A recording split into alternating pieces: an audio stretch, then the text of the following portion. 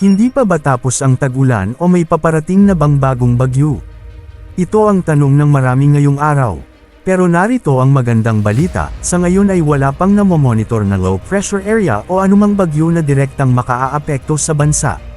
Gayunpaman, huwag basta magpakampante dahil nananatiling aktibo ang easterlies at localized thunderstorms na maaaring magdala ng biglaang pag-ulan sa iba't ibang bahagi ng Pilipinas. Kaya kung may mga lakad kayo mamaya o bukas, mas mabuting manatiling handa dahil posibleng maaraw sa umaga ngunit maulan pagsapit ng hapon at gabi. Narito ang kumpletong ulat panahon mula sa KMM Ulat Pilipinas. Sa kasalukuyan, nananatiling maliwanag ang kalangitan sa malaking bahagi ng Mindanao.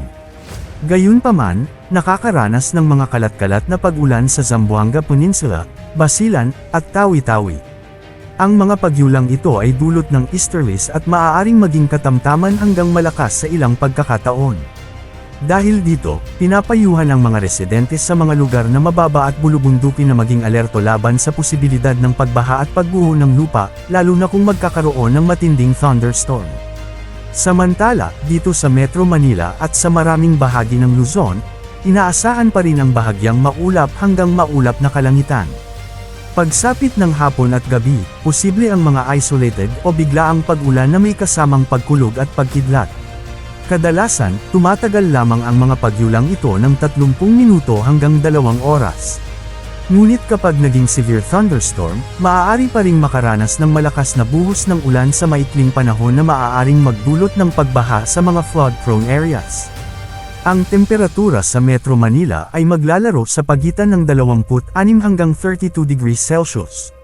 Para naman sa Basilan, Sulo, at Tawi-Tawi, inaasahan ang maulap na kalangitan bukas na may kalat-kalat na mahina hanggang katamtamang pag-ulan dahil pa rin sa easterlies. Sa nalalabing bahagi ng Mindanao, Visayas, at Palawan, magiging bahagyang maulap hanggang maulap ang kalangitan.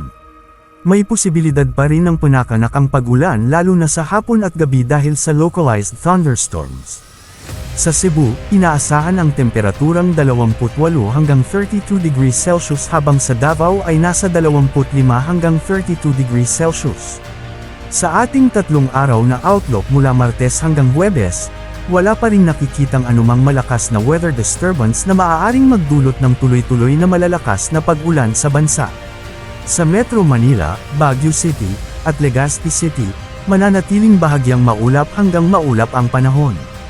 Posible pa rin ang isolated thunderstorms lalo na sa hapon at gabi.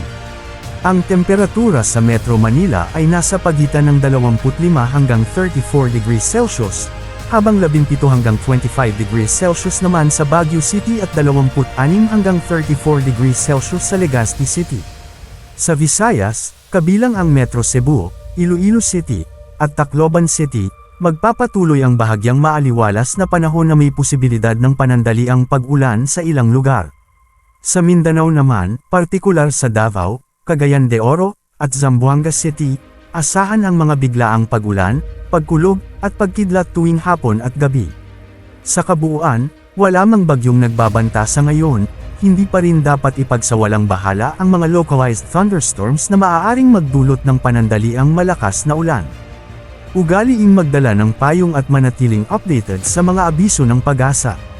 Ito ang inyong weather update mula sa KMM Ulat Pilipinas, ang inyong katuwang sa tama, mabilis, at napapanahong ulat panahon sa buong bansa. Ingat po tayong lahat at magandang araw.